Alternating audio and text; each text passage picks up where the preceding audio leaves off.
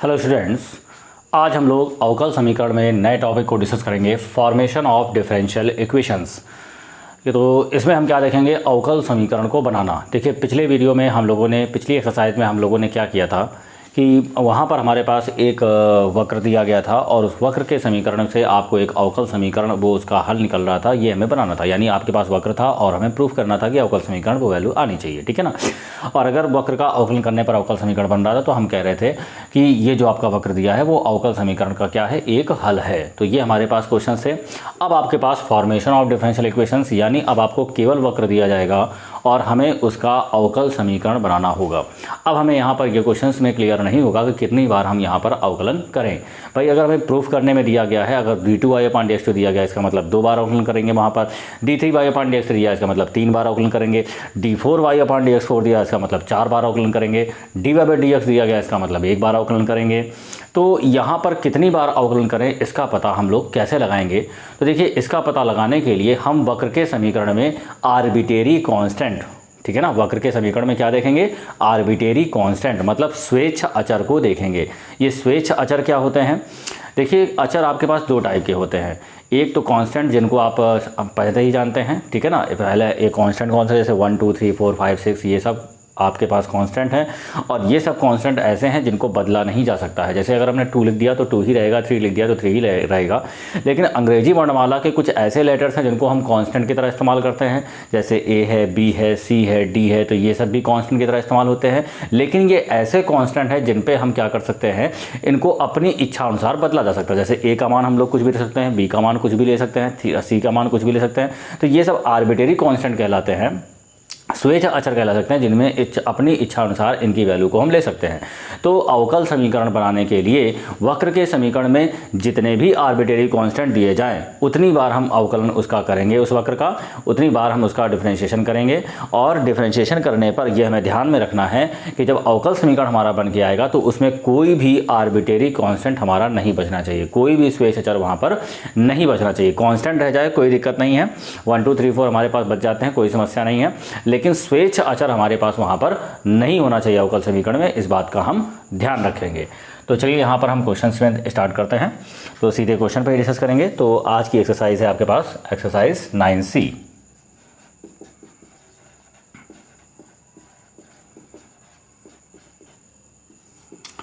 Exercise 9C का पहला question हमारे पास कह रहा है कि निम्नलिखित वक्रों के कुल के संगत अवकल समीकरण बनाइए। निम्नलिखित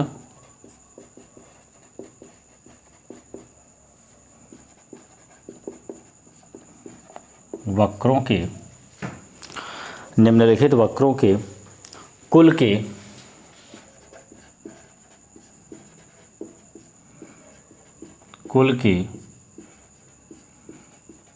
अवकल समीकरण बनाइए। ये हमारे पास क्वेश्चन है। इसमें हमारे पास कह रहा है, नंबर फर्स्ट दिया गया है y इज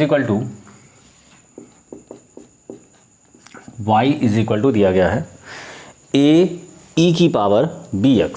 ये हमारे पास इक्वेशन है, y is equal to a e की पावर bx। सेकेंड इक्वेशन हमारे पास यहाँ पर दी गई है।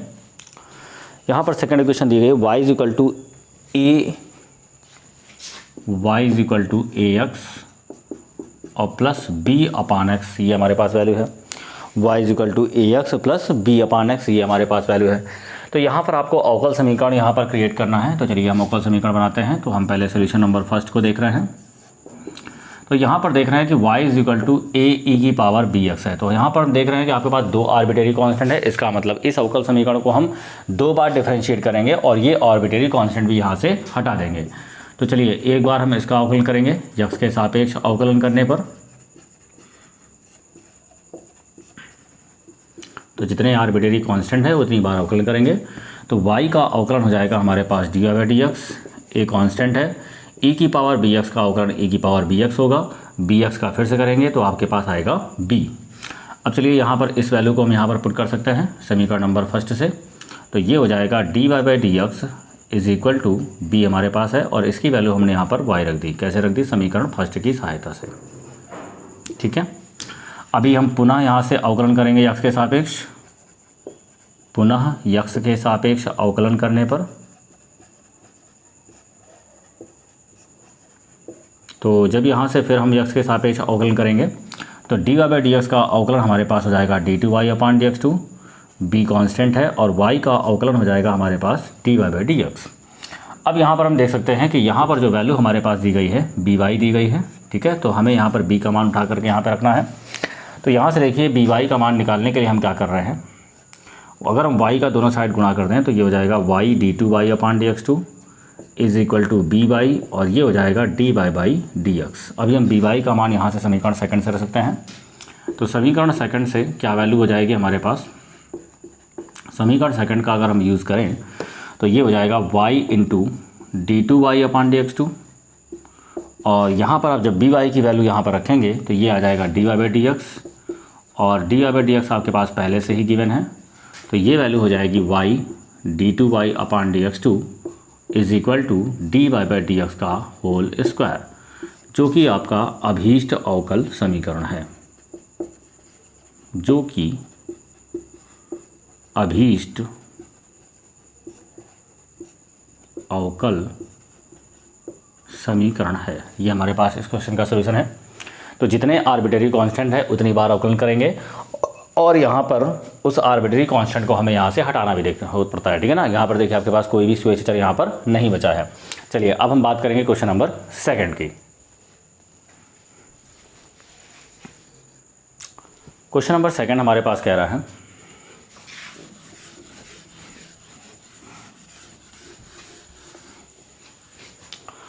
अब देखिए क्वेश्चन नंबर सेकंड क्या कह रहा है कि y is equal to a की पावर ax, और ये हो जाएगा b अपान x। जब आप इसका एक बार अवकलन करेंगे dy बाई dx हो जाएगा, a कांस्टेंट है, x का 1 हो जाएगा, और 1 अपान x का अवकलन होगा माइनस का 1 अपान x स्क्वायर, ठीक है। ये आपके पास वैल्यू हो जाएगी। इसका आप पुनः आप x के सापेक्ष अवकलन करेंगे। जब इसका हम फिर से अवकलन करेंगे, और देखिए यहाँ से स्वेच्छ अचर हमें यहाँ से हटाने भी हैं, तो इसका जब फिर से अवकलन करेंगे तो b भी हमारे पास आ जाएगा, और b की वैल्यू जब यहाँ से निकालेंगे और a की वैल्यू भी हमें यहाँ से रखनी होगी। तो आप क्या करें, पहले x का गुणा कर दें। तो देखिए x का गुणा कर दिया तो x dy बाई dx हो गया, यहाँ पर x से गुणा किया तो ax हो गया, और जब यहाँ से हमने x का गुणा किया तो ये हो जाएगा हमारे पास b अपान x। तो ये हमारे पास वैल्यू हो जाएगी। समीकरण फर्स्ट से हम ax का मान रख देंगे, तो ये हो जाएगा x dy by dx is equal to ax का मान यहाँ पर रखेंगे, तो ये हो जाएगा y माइनस bx, और ये हमारे पास है माइनस का b अपान x। तो वैल्यू हो जाएगी, ये हमने समीकरण सेकंड का यूज़ किया हुआ है। तो यहाँ से हो जाएगा x dy बाई dx, ये हो जाएगा y माइनस का 2b अपान x, ठीक है। पुनः आप इसका अवकलन करेंगे x के सापेक्ष, तो यहाँ पर जब आप पुनः अवकलन करेंगे x के सापेक्ष, पुनः x के सापेक्ष अवकलन करने पर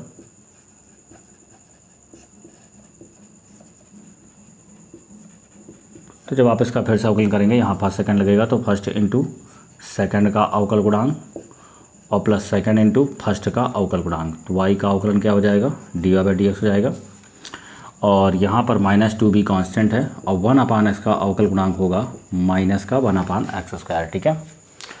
अब यहाँ पर हम देख सकते हैं कि यहाँ से हमारे पास वैल्यू क्या हो जाएगी, ये वैल्यू देखिए dy बाई dx से dy by dx cancel out हो रहा है, और यहाँ वैल्यू बच रही है x d2y अपान dx2, और ये माइनस माइनस प्लस हो रहा है हमारे पास, और वैल्यू आ रही है 2b अपान x स्क्वायर। ये हमारे पास वैल्यू है। अभी हम x का फिर से गुणा कर रहे हैं यहाँ पर। देखिए जब x का गुणा करेंगे तो ये हो जाएगा x square d2y upon dx2, और यहाँ पर जब x से गुणा करेंगे तो ये हो जाएगा 2b अपान x। आप देख सकते हैं ये जो समीकरण नंबर सेकंड है, समीकरण सेकंड से आप 2b अपान x की वैल्यू निकाल सकते हैं। तो ये हो जाएगा हमारे पास x square d2y upon dx2 is equal to 2b upon x। इसको लेफ्ट साइड में लाइए और राइट साइड में ले जाइए, तो इसकी वैल्यू हमारे पास हो जाएगी y माइनस का x dy बाई dx, जो कि आपका अभीष्ट अवकल समीकरण है, ठीक है। ये हमारे पास का सॉल्यूशन हो गया।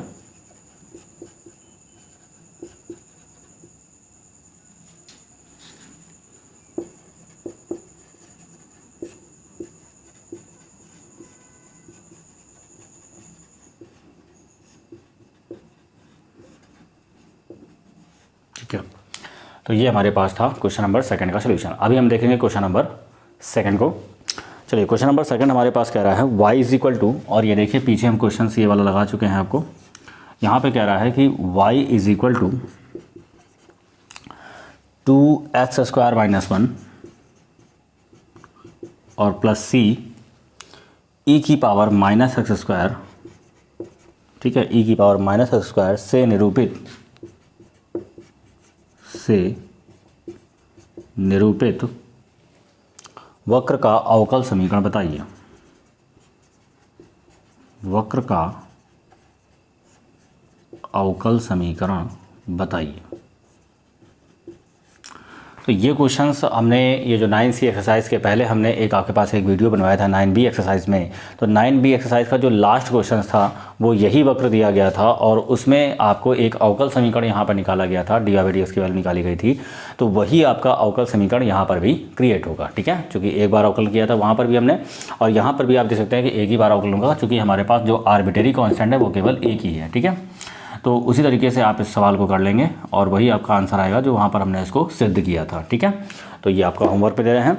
आगे हम देखेंगे क्वेश्चन नंबर 3 को। चलिए क्वेश्चन नंबर 3 हमारे पास कह रहा है,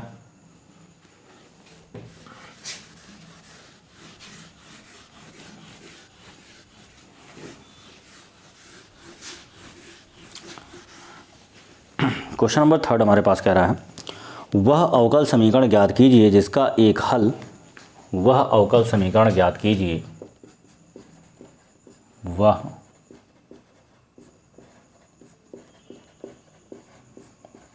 अवकल समीकरण ज्ञात कीजिए जिसका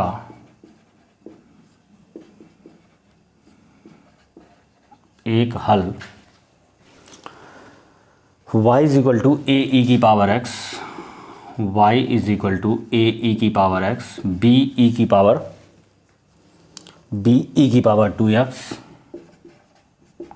और c e की पावर 3x है। तो यहाँ पर देख सकते हैं, यहाँ पर 3 आर्बिट्रेरी कांस्टेंट हैं, ठीक है, सॉरी, c इंटू ई की पावर 3x है। तो यहाँ पर हम देख सकते हैं कि 3 आर्बिट्रेरी कांस्टेंट है, इसका मतलब यहाँ पर हम 3 बार अवकलन करेंगे इसका, और वहाँ पर आप अवकल समीकरण ज्ञात करेंगे। चलिए y इज इक्वल टू हमने लिखा a e की पावर x, b e की पावर 2x, c e की पावर 3x। इसका जब एक बार अवकलन करेंगे तो ये हो जाएगा y का अवकलन dy/dx, a कांस्टेंट है e की पावर x का e की पावर x, b कांस्टेंट है e की पावर 2x का e की पावर 2x, 2x का फिर से करेंगे 2, c कांस्टेंट है e की पावर 3x का e की पावर 3x, 3x का फिर से करेंगे, वैल्यू आएगी 3।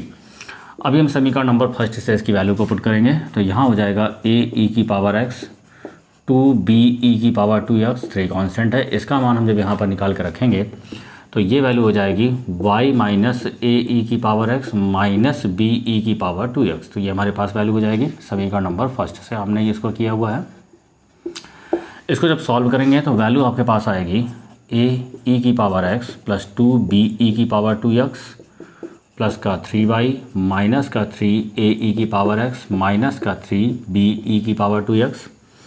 तो यहाँ से वैल्यू आ जाएगी 3y, ये देखिए इस वैल्यू से इस वैल्यू को माइनस करेंगे तो वैल्यू आएगी माइनस का 2a e की पावर x, b e की पावर 2x से जब इसको माइनस करेंगे तो वैल्यू आएगी माइनस का b e की पावर 2x। पुनः आप इसका अवकलन करेंगे तो dy/dx का अवकलन होगा d2y/dx2, इसका अवकलन करेंगे y का हो जाएगा dy/dx माइनस 2a कांस्टेंट है, e की पावर x का अवकलन e की पावर x, इसके बाद में माइनस b कांस्टेंट है, e की पावर 2x का अवकलन e की पावर 2x और 2x का फिर से करेंगे, वैल्यू आएगी 2। तो यहाँ से ये हमारे पास वैल्यू आ गई। अभी हम यहाँ से b e की पावर 2x का मान निकालेंगे, तो चलिए इसका मान हम यहाँ पर रखते हैं, तो ये हो जाएगा 3 dy/dx माइनस का 2a e की पावर x माइनस का 2, और जब इसका मान हम यहाँ से निकालेंगे, इसको इधर ले आइए, इसको और dy/dx को लेफ्ट साइड में ले जाएंगे, तो वैल्यू आएगी 3y माइनस का 2a e की पावर x माइनस का dy/dx। ये हमने यहाँ पर रखा, समीकरण सेकंड का यूज़ किया हुआ है।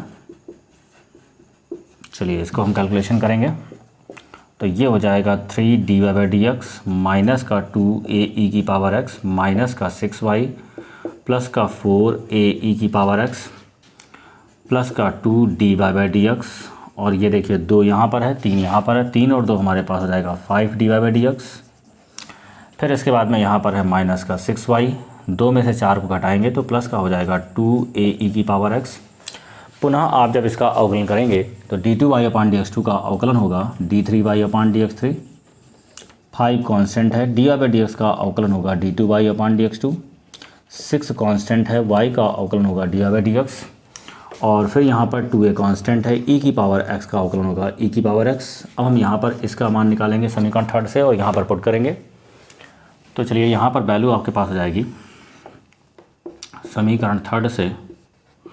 समीकरण 3 का हम लोग यहाँ पर यूज़ करेंगे तो ये वैल्यू हमारे पास आएगी d3y/dx3 is equal to 5 d2y/dx2, 5 d2y/dx2 minus का 6 dy/dx, माइनस का 6 dy/dx। और ये जब इसकी वैल्यू निकालेंगे तो इस वैल्यू को हम यहाँ पर लेफ़्ट साइड में ले आएंगे। तो वैल्यू हमारे पास आएगी d2y/dx2, वैल्यू आएगी प्लस d2y/dx2। ठीक है, इसका मान हम लोग रख रहे हैं। और ये क्या होगा, माइनस 5 dy/dx, माइनस का 5 dy/dx।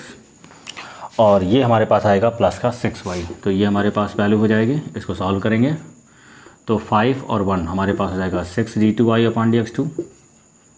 और 6 और 5 हमारे पास हो जाएगा 11 dy/dx प्लस का 6y। इसको हम लेफ़्ट साइड में ले आएंगे तो d3y/dx3 माइनस का 6 d2y/dx2 प्लस का 11 dy/dx माइनस का 6y इज़ इक्वल टू 0, जो कि एक अवकल समीकरण है, जो कि अभीष्ट अवकल समीकरण है।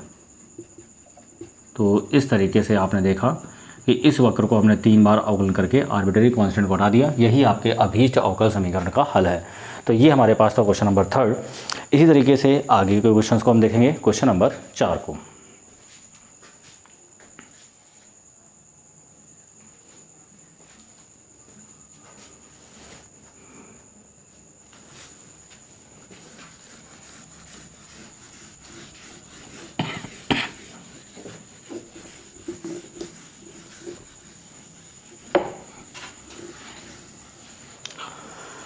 क्वेश्चन नंबर 4 कह रहा है कि निम्नलिखित के संगत अवकल समीकरण बनाइए। क्वेश्चन नंबर 4 हमारे पास है।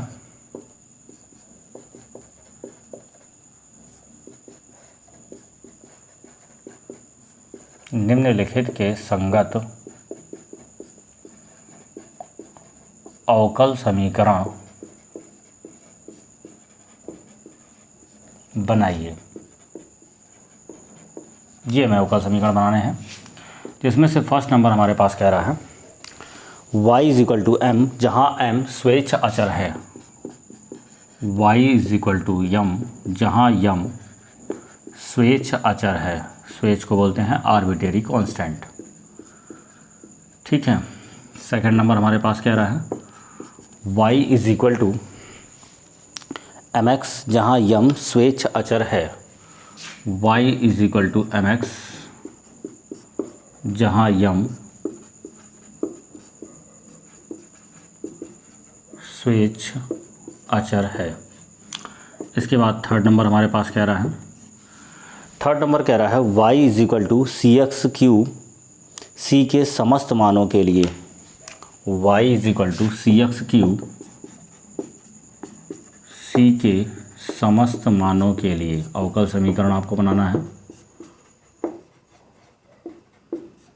चलिए, फोर्थ नंबर हमारे पास कह रहा है x² plus y² is equal to r²। r के समस्त मानों के लिए x² plus y² is equal to r²। r के समस्त मानों के लिए ये वृत्त की इक्वेशन है। तो ये आपको अवकल समीकरण बनाने हैं। तो चलिए हम लोग सॉल्यूशन करते हैं। चौथे का first number y is equal to m, यहाँ पे एक आर्बिट्ररी कांस्टेंट है, एक बार अवकलन करेंगे तो ये dy/dx की वैल्यू हो जाएगी आपके पास 0, जो कि आपका अभीष्ट अवकल समीकरण है, जो कि अभीष्ट अवकल समीकरण है। इसके बाद में सेकंड नंबर को देखेंगे। सेकंड नंबर कह रहा है y is equal to mx, इसका एक बार अवकलन करेंगे तो dy/dx की वैल्यू हो जाएगी हमारे पास m। अब यहाँ पे आर्बिट्ररी कांस्टेंट को हटाना है, दोनों साइड में x का मल्टीप्लाई करेंगे तो x dy/dx is equal to हो जाएगा mx। mx का मान हम यहाँ पर रखेंगे तो x dy by D X is equal to हो जाएगा y, समीकरण नंबर फर्स्ट से। और ये आपका अभीष्ट अवकल समीकरण है, ठीक है। अभी इसी तरीके से हम निकालेंगे थर्ड नंबर को। थर्ड नंबर कह रहा है y is equal to C X cube, इसका हम लोग अवकलन करेंगे तो y का अवकलन हो जाएगा D Y by D X, C constant है, एक्स क्यूब का हो जाएगा 3x स्क्वायर। तो यहाँ से हम c का मान यहाँ पर निकाल के रखेंगे। चलिए c का मान हम यहाँ से निकाल लेते हैं समीकरण फर्स्ट से। तो D Y by D X की वैल्यू हो जाएगी हमारे पास, c का मान यहाँ से निकालें y अपान एक्स क्यूब, और ये हो जाएगा 3x स्क्वायर। समीकरण फर्स्ट से हमने यहाँ पर रख दिया। अवकलन एक ही बार करेंगे क्योंकि एक ही आर्बिट्रेरी कांस्टेंट था हमारे पास। तो ये हो जाएगा D Y by D X is equal to 3y upon x। तो ये हमारे पास वैल्यू हो जाएगी, या कह सकते हैं x D Y by D X is equal to 3y। ये आपका अभीष्ट अवकल समीकरण आ गया। इसके बाद आपके पास फोर्थ नंबर कह रहा है X square plus Y square is equal to R square. यहाँ पर भी एक ही आर्बिट्रेरी कांस्टेंट है, एक बार अवकलन करेंगे तो एक्स स्क्वायर का अवकलन 2x हो जाएगा, वाई स्क्वायर का अवकलन 2y, वाई का फिर से करेंगे D Y by D X और ये 0 हो जाएगा। 2 को आप अक्षांतर कर देंगे तो वैल्यू आएगी x plus Y D Y by D X is equal to 0। ये आपका अभीष्ट अवकल समीकरण है। तो इस तरीके से आपके इस क्वेश्चन को करेंगे। आज के लिए इतने रखते हैं, आगे नेक्स्ट वीडियो में हम लोग फिर इसके बारे में डिस्कस करेंगे। आज के लिए थैंक यू।